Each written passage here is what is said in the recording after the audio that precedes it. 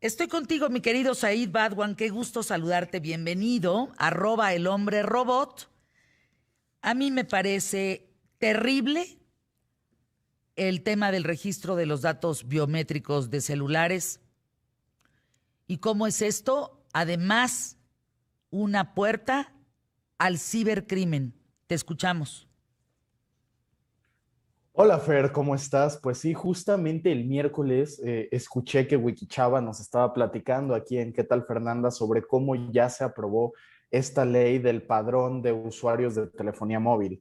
Por un pequeño contexto rápido para quienes no pudieron escuchar a Wikichava el miércoles, lo que pasa es que ya se aprobó esta ley, que ya solamente se tienen que emitir como ciertas cosas, pero ya nada más es que desde presidencia se le dé el visto bueno y pum, ya está, que es una ley que dice que ahora si quieres tener una línea telefónica, o sea, si ya tenías o quieres conseguir una nueva, da igual, tienes que registrar con esta línea todos tus datos personales y biométricos, que son todos tus documentos como identificación oficial, CURP, etcétera, o sea, todos los datos que te hacen una persona documentalmente y también los datos que pueden verificar la identidad de esa persona de muchos medios, entiéndase, el escaneo de tu iris, o sea, que puedan agarrar y escanear tu ojo, tus huellas digitales, la forma de tu rostro, tu fotografía y estos patrones para identificarla con inteligencia artificial y algo que pues no he visto que nadie hable al respecto, pero que definitivamente es considerado un biométrico, que es tu voz, Fer.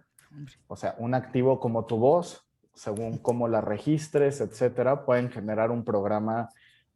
Hay diversos, ¿no? Pero muchos ubicarán uno que se llama Locuendo, que tú con un teclado escribes un discurso para quien tú quieras y mientras esté la voz registrada, simplemente escuchas cómo el programa genera automáticamente un discurso hecho por esa persona con esa voz y listo, ya pueden hacer que Fernanda Familiar, si quieren, diga Imagínate. lo que ellos quieran que diga.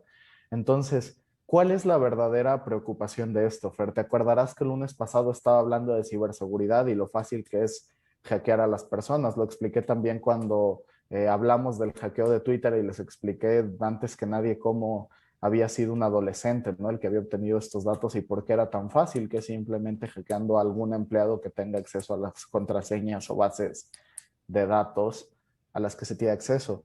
¿Cuál es el tema con esto, Fernanda? Acá en México los que hacen esto no son adolescentes. En Tepito, en las mismas fiscalías, en las mismas instituciones de gobierno, existen estos grupos de corrupción, de crimen organizado, que te venden la base de datos con la información que tú quieras de quien tú quieras. Y mira, esto de pedir datos biométricos por el gobierno no es nuevo. Muchos de estos datos ya los tiene el SAT, quien ya se haya ido a dar de alta, pues recordará esa experiencia, ¿no? Poniendo su ojo para que lo escaneen, sus huellas, dando toda su información, documentos, etcétera. La cosa es que no todo el mundo está en el SAT, pero 124 millones de mexicanos ahorita tienen una línea telefónica, es prácticamente toda la población del país. Entonces ya tenemos que tener un registro de toda la población del país. ¿Y qué pasa? Uno, se estima que se van a gastar 700 millones de pesos de los Imagínate impuestos nomás. de los mexicanos Hombre. en crear estos registros, mantenerlos, personal, empleados, etcétera, más que todo lo que tengan que gastar las compañías operadoras de teléfonos en poner escáneres de biométricos, etcétera, donde te vendan los teléfonos y las SIM cards, que pues eventualmente se va a traducir en que los teléfonos salgan más caros porque pues las empresas de algún lado tienen que pagar esos gastos extras y pues al final del día quienes los pagamos somos todos nosotros, ¿no? Entonces, todos esos datos, recuperar toda esa información, más que miedo a cómo lo use el gobierno, es más a cómo los criminales corruptos van a usar estas bases de datos. Porque, Fernanda, o sea, te lo anticipo, te lo digo de una vez, como te dije lo de Twitter, como te he dicho muchas otras cosas, forzosamente va a pasar porque es extraordinariamente fácil. O sea, simplemente con que lleguen y por la buena o por la mala le ofrezcan dinero a algún empleado con acceso a la base de datos o le secuestren a un familiar y solo se lo suelten si les da acceso a la base de datos o lo que sea. O sea, hay tantas formas, no importa cuánto se gasta en la ciberseguridad del sistema, cuánto, lo que tú quieras, siempre hay tantas formas de vulnerar estas cosas que va a acabar pasando y entonces ciberdelincuentes van a tener tu voz, tu rostro, tu huella digital. ¿Qué Imagínate. haces? Si te quieren incriminar de un delito va a ser facilísimo, porque déjame contarte otra cosa que ya te puedo contar más bien solo yo, que es que, por ejemplo, en mi empresa de impresión 3D, trabajamos para escuelas, para institutos educativos de ciencias forenses, entre las muchas cosas que hacemos, ¿no? Y verificamos que fueran escuelas y etcétera, porque nos mandaban datos de huellas digitales que había que imprimir en 3D y después eso tú haces una copia en silicona, las copias que quieras y tú vas y pones eso en mi reloj checador de la entrada para entrar a la oficina y la activan.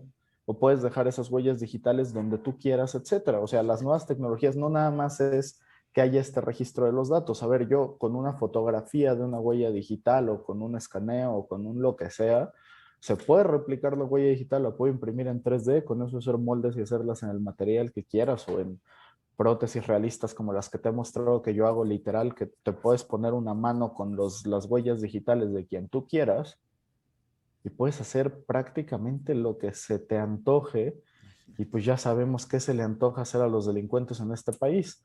Además, ya era hasta como de meme, ¿no? De chiste que voy por la calle, me asaltan y que le pides al delincuente, por lo menos me dejas quedarme como con la tarjeta SIM, pues con los datos de mis contactos y así para no perder mi número, al cabo para ti no vale nada y pues para el delincuente hasta ahora no valía nada.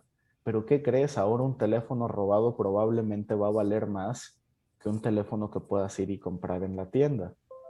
Porque ahora un teléfono robado es el acceso a tener una línea de extorsión, de secuestro, de Claro. lo que sea, y que desvirtúes por completo el inicio de la investigación a que busquen a la persona que tiene registrado el teléfono y no a quien realmente cometió el delito, lo que les da más tiempo, que como todos sabemos en las investigaciones de tiempo, pues es lo más importante para poder resolver el delito. Entonces, en lugar de crear un beneficio para los mexicanos nos va a costar muchísimo y lo que nos va a crear en realidad es un gran, gran perjuicio. Ahora, Y eso es es, desde el cibercrimen, ¿de acuerdo? Eso es, digamos, los extorsionadores, pero ¿en qué rubros te parece preocupante que el gobierno federal tenga esos datos? ¿Cómo los pueden utilizar?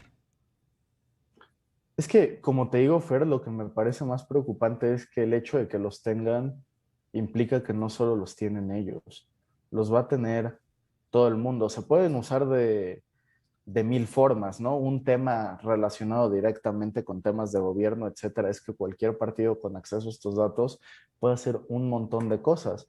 Algo que es muy común y que se ha hecho en México y que está perfectamente documentado y que literalmente existen agencias que hasta lo anuncian, es el tema de la creación de granjas de bots. Bots que se pueden hablar bien o mal de cierto candidato, etcétera, y que tienen cientos de teléfonos conectados en muros, publicando mensajes en beneficio de un cierto candidato o criticando a los que critican a un cierto candidato, etcétera. Estas granjas también se vuelve más difícil el acceso, ¿no? Porque falta que ver en cómo regula el IFT qué va a pasar si una persona dice, oye, es que yo tengo 3 líneas de teléfono, regístrame las 3 a mi nombre. Digo, creo que sería lógico, ¿no? Muchas personas que tienen un teléfono de trabajo y un teléfono para fines personales, pues es de lo más normal.